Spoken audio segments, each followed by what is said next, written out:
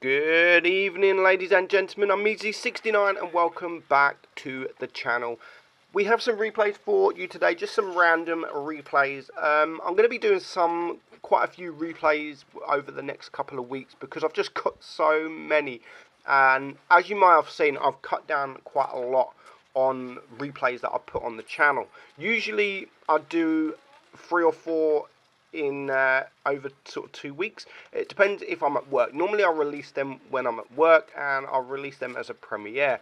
So because I haven't been doing a lot of replays recently, I have a shed ton of replays to get through, and I mean loads. So over the next few weeks I'm going to be doing quite a few replays. Some will be in the evening time and some will actually replace my usual content. It will allow me to not put a video out every single day of reviews and stuff. I will be able to replace some with replays. So I mean, as you know, putting a video out every single day is hard work, and sometimes you run out of ideas. So in the meantime, I've not run out of ideas. I've still got plenty of videos to come out, plenty of ideas, but I just want to extend them, so it gives me more time to think of more videos to put out. So I will be putting out some. I mean, it won't be replays every single day. It will be maybe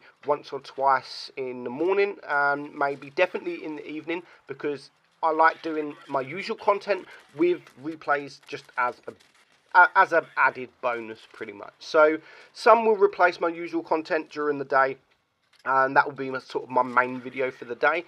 But when I do that, when I put a replay video as my main video, I will make sure that there are some special replays in there. So we've got 3 battles for you today. One is Help I'm a Bug, which we're watching now in the Matilda IV. Now, people often ask me about replays, why I don't show lower tier replays. And there's a simple answer for that, because some or most are not interesting. People don't want to see them, and that's why I wanted to add this. I mean, it's a Matilda IV. It's a Matilda IV in a tier 5 tank. It's a tier 5 tank.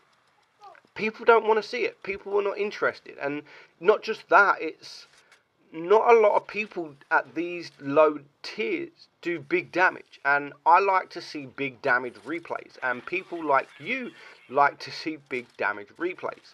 So when you're sending me, or when people were sending me a 1500 damage mastery in a tier 5, the community is not interested. They don't want to see it. It's just an average ace. It's just an average ace with an average amount of damage. People like damage. People love to see damage. And we're actually going to see that here from Help I'm a Bug in the Matilda. So he is a tier 5 tank against tier 4s.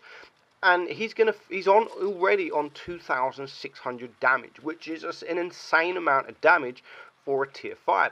So unless I get more of these kind of replays where it is tier 5 or tier 4 and it's still a monster amount of damage, then I probably won't be doing anything lower than tier 5 replays, because as I've said, people love to see damage. So 6 kills there from I'm a Bug, Top Gun, High Caliber. He gets the Paul's medal and he gets a steel wall as well. 3,000 damage in a tier 5 tank. Absolutely amazing. Just look at that carry. 294 damage was the next best person.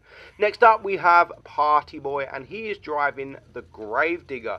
Now these replays today are pretty much replays of tanks that I don't really get many replays from, and it's replays from the old update where I just recorded before the update hit, and they're just sitting in my folder. So I thought, you know what, I'm going to use these, get them out, get them in as a video, and at least then we can think about starting to record some more, because at the moment from this update I haven't really recorded any replays from update 6.7 because I still had so many replays from update 6.6 and maybe even 6.5.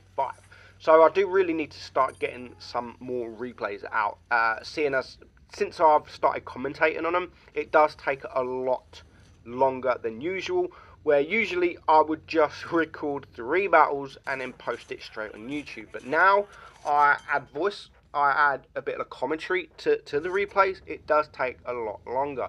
So Party Boy, he's top tier. Now the Gravedigger is a good tank when you are top tier. It's one of those tanks where if you're top tier, the tank could actually be OP, and some will say it is, depending on what tanks you come up against, especially in tier 7, you could say that this tank is OP, and it could be OP.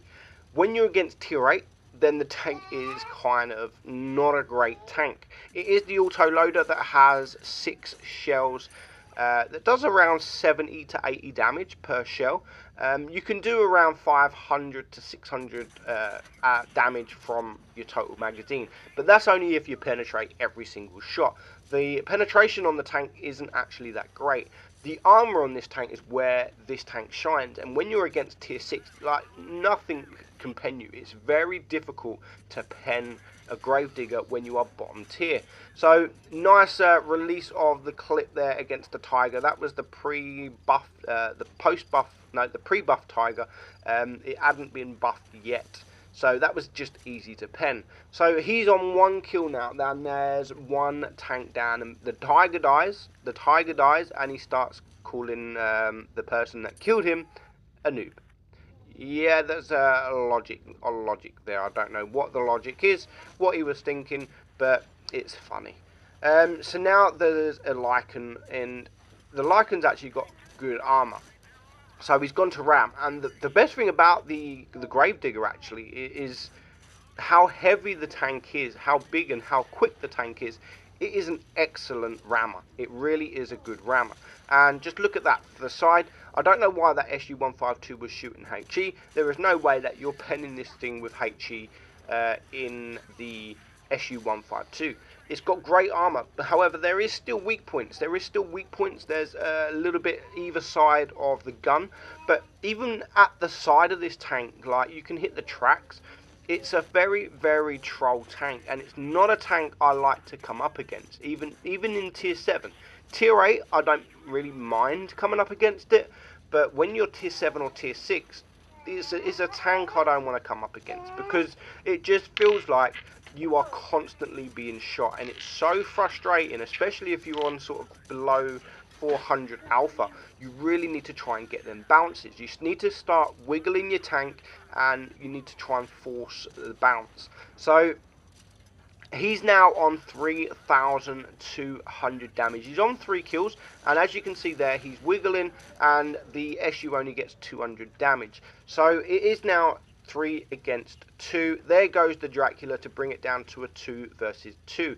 Both last tanks are pretty healthy in regards to hit point wise, but so is he, and they're 2 medium tanks, so they are going to struggle. I mean, the Dracula hasn't got the greatest pen, even though we say it's OP. It's not got the greatest pen, so if you come up frontally against this thing, it's going to be very difficult to pen. You can actually pen the hull on this thing, but literally, if you look at the hull, it's like a thin strip, and it's very difficult to penetrate that thin strip, especially if the tank is moving. So he's now going to come out, he's going to reload. The reloader is actually pretty good on this thing, and now he's going to try and protect his VK. He's going to sit in front of his VK, at least while he's on a reload, but once he's on a reload, once he's reloaded, but now while he's on a reload, he's not going to sit in front, and the VK does die. So it is now a 1 against 1, but he's only got 1 shell remaining for his AP, and because of that, I think it only reloaded the 1 shell. So he's got to do the full reload again, and now he has to shoot the APCR, which of course does less damage. But because of the amount of shells that you've got, he is able to take care of the Dracula.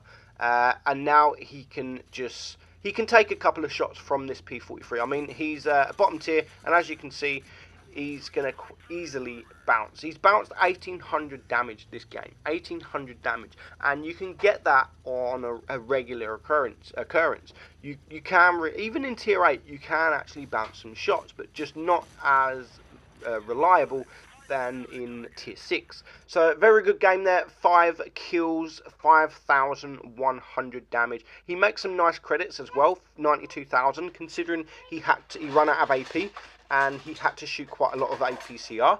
I do apologise for any noise in the background. That is Kieran. Next up we have Rising Sun, and he is in the T28 Defender. Another tank that I actually like. I do like this tank, but it's a tank that I don't really receive too many replays in. I've started receiving more replays since it's last been for sale, which is expected. He's on Dead Route. Now, the one thing I don't play this tank like is a TD. I don't like playing this tank as a TD. It is classed as a TD, but I think it's more of a heavy tank. So it's definitely not a TD where you'd go, especially on Dead Rail. It's not a TD that you'd go sit at the back of the map. You got to see it as a heavy tank. The hull armor's not great. I mean, the hull armor, you can get bounces, but it's not great. It's not the greatest of armors. The turret armor is pretty good. And as you can see there, you can sometimes get the bounce. So it is a 3-shot auto-loading gun that does, 400 damage each shot.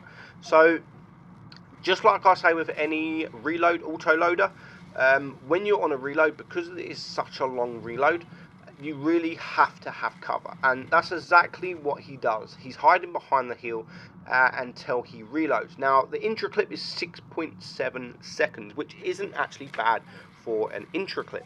That's pretty good. So at the moment, he hasn't got any shots off. He's sort of sitting back, but he's not sitting too far back. And you can just see that armor on the T28 Defender on the enemy team. So he gets the shot off on the lurver. He's going to back up whilst he's on the reload. And as soon as he's reloaded his shell, he is going to poke forward and get another shot off. So he's now got 1 shell in his clip. It's a 20-second clip magazine reload, which is quite a long reload. So you always have to have cover. Always find cover. Always use your team if needed. If you haven't got either, then try and bait the enemy. I mean, what I mean by that is try and make the enemy believe that you've reloaded. That means they probably won't push you if they know you're on a reload. Then especially the medium tanks, they're going to push you because they know that you've got a big 20-second reload. And something like, say, an RU-251, which is only like a 4-second reload, he can do some nasty damage to you in that space that you're reloading. So maybe pretend that you're reloaded. I mean, it's not going to work every time. It's not going to work every time. But it might just give you that extra bit of time. His team are dying. And he does manage to take out the lurver, which is a good tank to get rid of. But he's now bringing it down to a 2-on-5, and he does clear the T28 Defender on the enemy team. Now, his lurver on his team is only a 1-shot, so if he's not quick, he's on a reload, so there's nothing he can actually do. He can't help the lurver at all. The only way he could have helped him is to try and push the P43 to thinking he's on a reload to scare him off. But now this is where the armor is going to work for him. He's bouncing everything that comes his way. There is another bounce, and he does take out the tank. So he ignored the P43, which is fantastic, ignoring this tank to go for the tanks that are lower hit point targets. But he is now on a big reload. So I don't know if the P43 knows he's on a reload, but he is trying to get as close to him as he can. And he's not backing up. I mean, people do it all the time. When they're on a reload, they start reversing. And they start reversing like round corners. And for me, that's just so obvious that you're on a reload.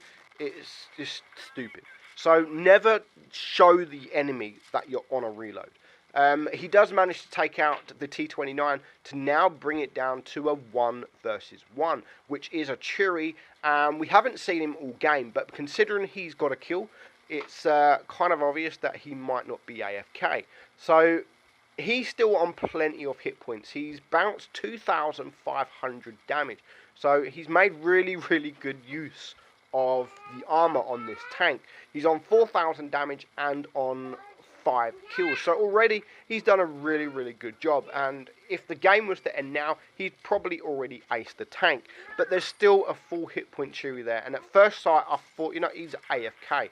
But no, he's just a noob. He's just a noob that has sat in spawn all game. And he manages to bounce all 3 of the shells from the Cheery. Obviously, we know that the Cheery is an auto-loader. I'm actually making a video on the Cheery as we speak. I've got the footage. I just need to edit it and add the voice.